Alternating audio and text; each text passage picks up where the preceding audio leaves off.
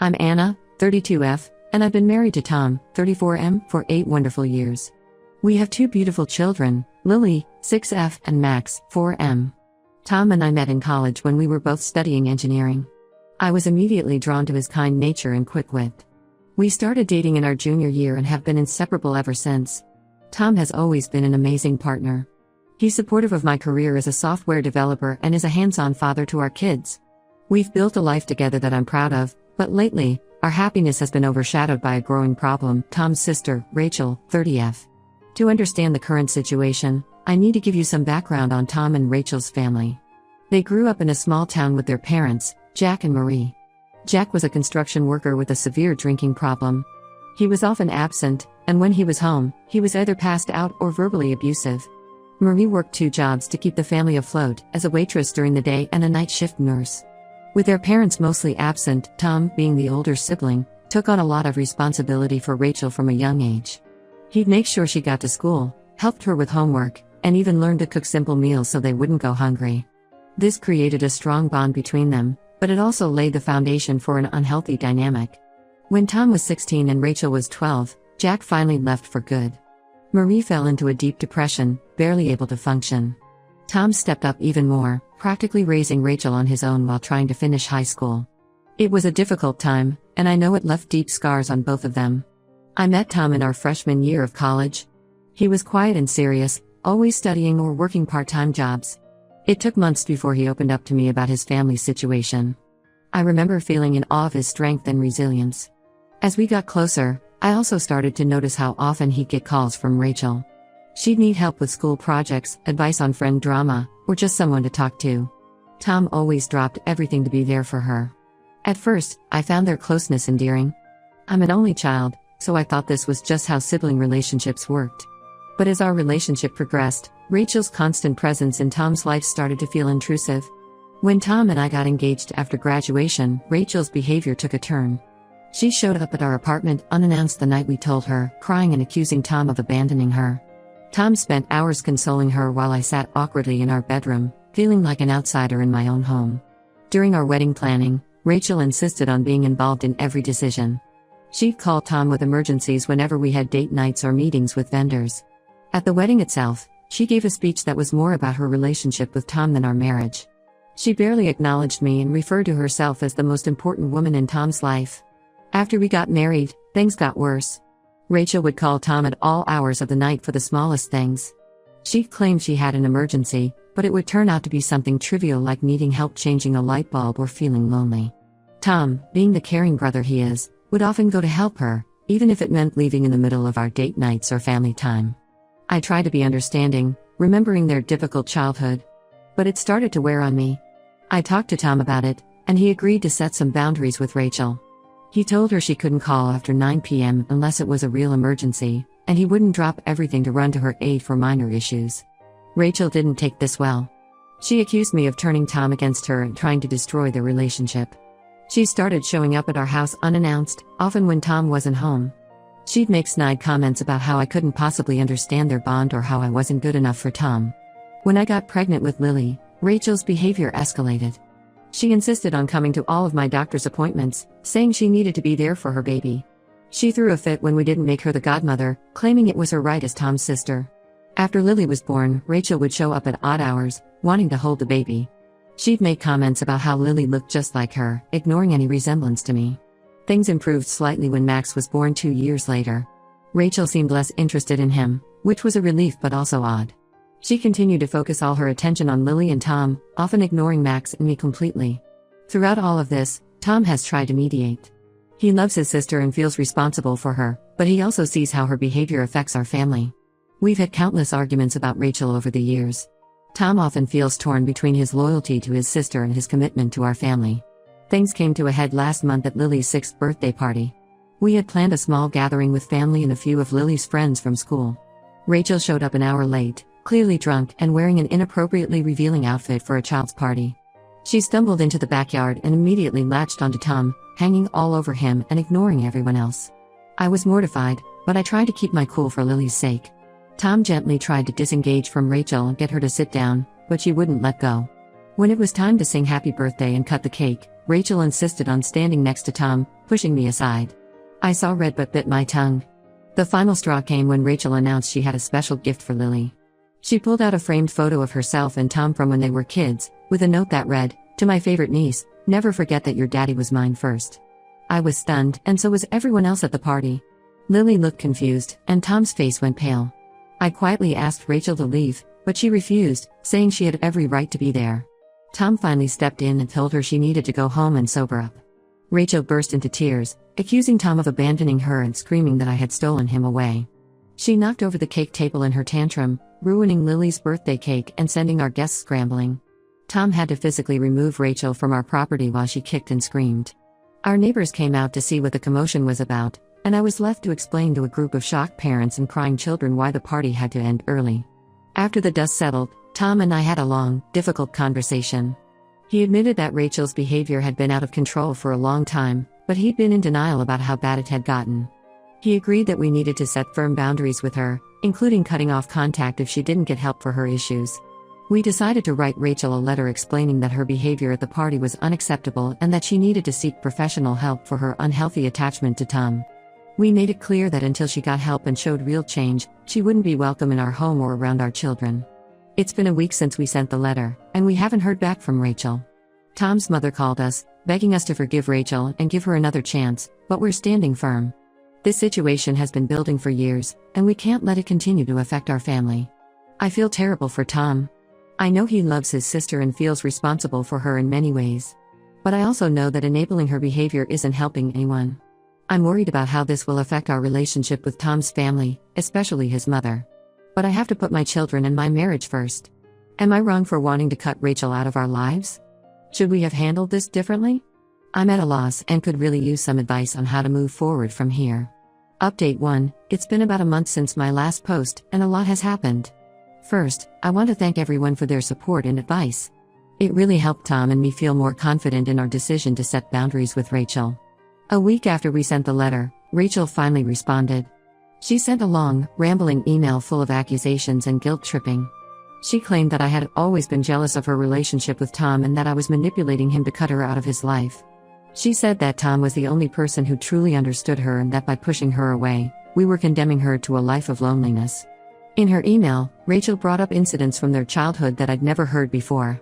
She talked about times when Tom had protected her from their father's drunken rages, or how he'd go hungry to make sure she had enough to eat. She accused Tom of forgetting where he came from and abandoning her just like their father did. Tom was devastated by the email. He felt guilty and conflicted, wondering if we were being too harsh. We had a few tense days where we argued about how to handle the situation. I stood my ground, reminding Tom of all the ways Rachel had crossed the line over the years, culminating in the disaster at Lily's birthday party. During one of our arguments, Tom revealed something he'd never told me before. Apparently, when Rachel was in high school, she'd attempted suicide. Tom had been the one to find her and get her to the hospital. He'd never forgiven himself for not seeing the signs, and it was part of why he'd always felt so responsible for her well-being. This revelation helped me understand Tom's struggle better, but it also reinforced my belief that Rachel needed professional help, not codependency. Eventually, Tom agreed that Rachel's email only proved how unhealthy her attachment to him was. He wrote back, reiterating that we loved her but that her behavior was unacceptable. He again urged her to seek professional help and said that until she did, we would be maintaining our distance. Rachel didn't take this well. She started calling Tom's phone constantly, leaving voicemails that ranged from tearful pleas to angry rants. When Tom didn't respond, she began showing up at his workplace. His boss had to ask her to leave several times, and Tom was embarrassed and stressed about the situation affecting his job. Things escalated when Rachel created a Facebook post accusing me of stealing her brother and turning him against his family. She shared old photos of her and Tom, writing long captions about their close bond and how I was destroying it. Some of Tom's extended family members and old friends commented, taking Rachel's side without knowing the full story. One of Rachel's posts particularly upset me. She shared a photo from our wedding day, one where she was standing between Tom and me. The caption read, "Remember when we were all happy? Before she came between us?" It was infuriating because Rachel had actually pushed her way into that photo, and I remember feeling annoyed about it at the time. Tom was furious when he saw the posts. He finally snapped and wrote a public response, detailing Rachel's behavior over the years and explaining why we had to set boundaries. He asked people not to take sides in a family matter they didn't fully understand. Most of the comments were deleted after that, and Rachel took down her original post. Throughout all of this, Tom's mother has been caught in the middle. She keeps calling us, crying and begging us to reconcile with Rachel. She says Rachel is spiraling and that cutting her off is cruel. Tom tried to explain our position, but his mother doesn't seem to understand the severity of the situation. Last week, things took an even more serious turn. Rachel showed up at our house late one night, clearly drunk. She was pounding on the door and screaming for Tom to come out. Our children woke up crying, terrified by the noise. I called the police while Tom tried to calm Rachel down through the door. When the police arrived, Rachel tried to convince them that we were holding Tom against his will. She spun a wild tale about how I had brainwashed Tom and was keeping him from his real family. The officers quickly realized she was intoxicated and escorted her off our property. They asked if we wanted to press charges, but we declined, hoping this would be a wake-up call for Rachel. The next day, Tom called Rachel's best friend, Lisa, 31F, to express his concerns about Rachel's mental state of drinking. Lisa revealed that Rachel had been struggling with alcohol abuse for months but had been hiding it from her family. Apparently, Rachel had lost her job 6 months ago due to her drinking but had been pretending to go to work every day. She'd been living off her savings and maxing out credit cards to keep up appearances. Lisa also shared that Rachel had been in a series of toxic relationships over the past few years. She jumped from one boyfriend to another, always choosing men who were emotionally unavailable or abusive. Lisa believed that Rachel's obsession with Tom was partly due to him being the only stable male figure in her life. This information gave us a new perspective on Rachel's behavior. While it didn't excuse her actions, it helped us understand the depth of her issues. Lisa agreed to try and convince Rachel to seek help, and we're hopeful that having her friend's support might make a difference. As of now, we're still maintaining our distance from Rachel. Tom is in contact with Lisa to stay updated on Rachel's condition, but we're firm in our decision not to engage directly until Rachel gets professional help. It's been hard on Tom, and I can see the toll it's taking on him. He's started seeing a therapist to work through his feelings of guilt and responsibility for Rachel. Our children are still shaken by Rachel's late-night visit, and we've had to have some difficult conversations with them about why Aunt Rachel can't visit right now. Lily keeps asking if Aunt Rachel is mad at her, thinking she did something wrong at her birthday party. It breaks my heart to see how this situation is affecting them. I'm trying to stay strong for Tom and our kids, but I'd be lying if I said this wasn't wearing on me too. The stress of the situation has been intense, and I worry about the long-term effects on our family. But I also know we're doing the right thing by setting these boundaries. We're taking things one day at a time and hoping that Rachel will eventually realize she needs help. In the meantime, we're focusing on our immediate family and trying to create a stable, peaceful environment for our children. I'll update again if there are any significant developments. Thank you all again for your support. Update 2. It's been 3 months since my last update, and I wish I had better news to share. Unfortunately, the situation with Rachel has only gotten more complicated and stressful. About a month ago, we received a call from the local hospital. Rachel had been admitted after a serious car accident. She had been driving under the influence and crashed into a tree. Thankfully, no one else was hurt, but Rachel suffered a broken leg and some internal injuries. Tom was torn about whether to visit her in the hospital. On one hand, she was his sister and she was hurt. On the other, we had been clear about maintaining our boundaries until she got help. After much discussion, we decided that Tom would visit her once, make sure she was okay, and then step back again. When Tom went to the hospital, Rachel broke down crying. She apologized for her behavior and promised to get help. She said the accident was a wake-up call and that she realized how out of control her life had become. Tom was cautiously optimistic but told her that actions speak louder than words, and we'd need to see real change before we could consider letting her back into our lives. Rachel was released from the hospital a week later and moved in with Tom's mother for her recovery. At first, it seemed like she might be turning a corner. She joined an outpatient rehab program and started attending AA meetings. Tom's mother kept us updated, and it sounded like Rachel was finally taking steps to address her issues. During this time, we learned more about what had been going on in Rachel's life. Apparently, she had been in a relationship with a man named Derek, 37M, for the past year. Derek was also an alcoholic and had a history of domestic violence. Rachel had been too ashamed to tell anyone about the relationship or ask for help. The night of her accident, she had been fleeing Derek's house after a particularly bad fight. This information made Tom feel even more guilty about cutting Rachel off. He struggled with the idea that if we had been there for her, maybe she wouldn't have ended up in such a dangerous situation.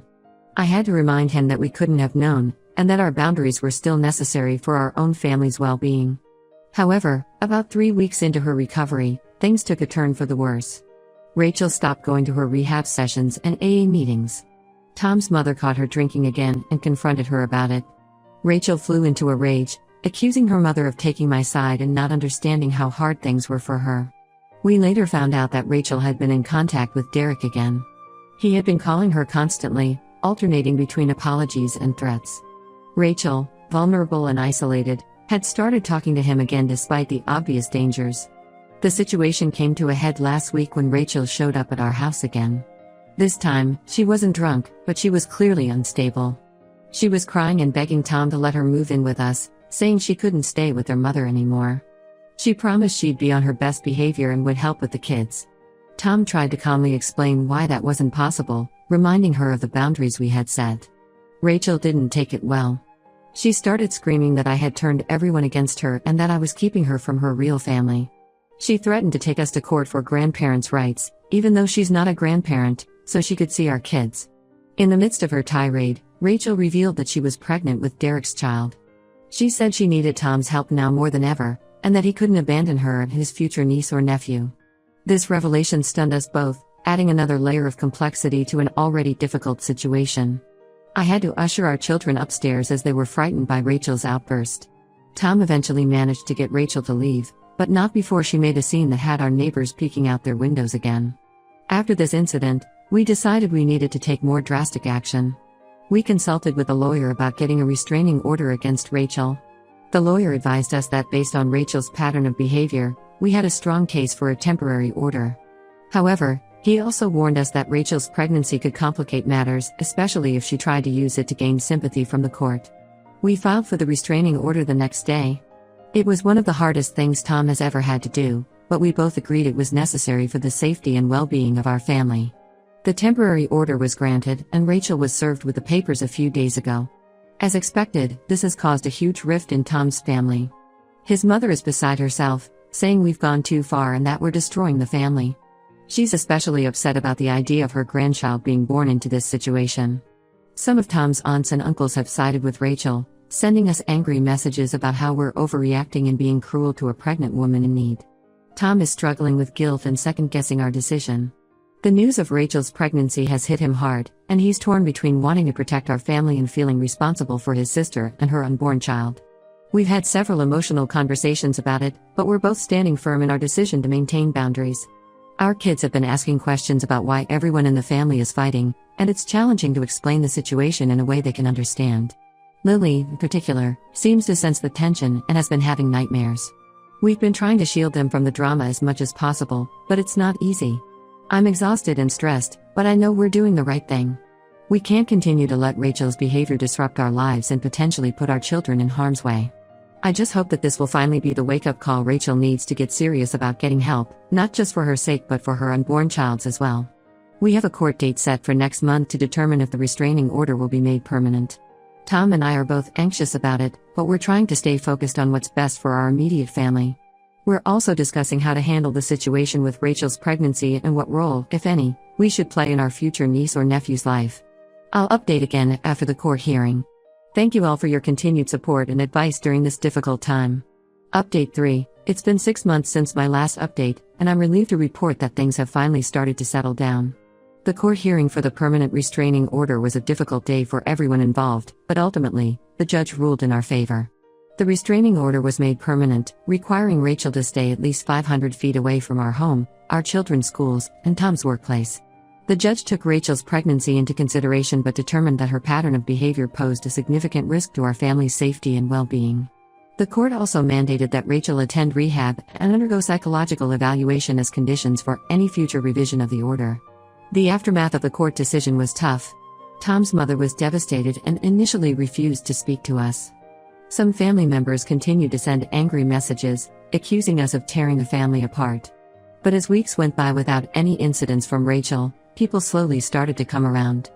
About 2 months after the court hearing, we received surprising news.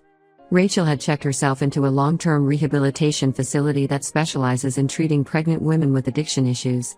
According to Tom's mother, The reality of the permanent restraining order and the potential of losing custody of her child had finally shaken Rachel enough to seek serious help. She had admitted that she had a problem and that her behavior had been destructive. Tom was cautiously optimistic about this development. We both agreed to take a wait-and-see approach, not wanting to get our hopes up too quickly. Tom's mother has been keeping us updated on Rachel's progress, and so far, it seems she's taking the program seriously. Rachel gave birth to a healthy baby boy 3 months ago. She named him Jack, after their father. It was a bittersweet moment for Tom, who wasn't able to be there due to the restraining order. However, Rachel allowed Tom's mother to send us pictures, which was a small but significant step. As for our family, we've been focused on healing and moving forward. Tom has continued with his therapy, which has been incredibly helpful in processing his feelings about the whole situation. We've also started family therapy to help our children understand what happened and work through their fears and confusion. Slowly but surely, our relationships with Tom's extended family have begun to mend. His mother has come around and apologized for not seeing how serious the situation was earlier. She's been making an effort to rebuild her relationship with us and the kids, which has been nice to see. Last month, we received a letter from Rachel. It was part of her 12-step program, making amends to those she had hurt. In the letter, she took full responsibility for her actions, apologized sincerely, and said she understood why we had to take the actions we did. She didn't ask for forgiveness or to be let back into our lives, she simply wanted to acknowledge the pain she had caused. Rachel also shared that she's been sober for 5 months now and is committed to staying that way for her son. She's enrolled in a program to finish her college degree and is living in a supervised facility for recovering mothers. She mentioned that she's been attending therapy regularly and is working on her codependency issues. Tom and I read the letter together, and it brought up a lot of emotions for both of us. We decided not to respond immediately, feeling that we needed time to process everything. We're still not sure what our relationship with Rachel will look like in the future, if there is to be one at all. But for now, we're just relieved that she's getting the help she needs. As for us, life has returned to a sense of normalcy that we haven't experienced in years. Our kids are doing well, and the tension that had been hanging over our family for so long has finally lifted. Tom and I are stronger than ever, having weathered this storm together. We know there may be challenges ahead, especially as Rachel continues her recovery and raises her son. We've discussed the possibility of gradually allowing supervised contact in the future, but we're in no rush. Any steps toward reconciliation will be slow and carefully considered, always putting our children's well-being first. Whatever happens, we'll face it together. This experience has taught us the importance of setting boundaries and prioritizing our immediate family's needs. It's been a painful journey, but I believe we've come out stronger on the other side.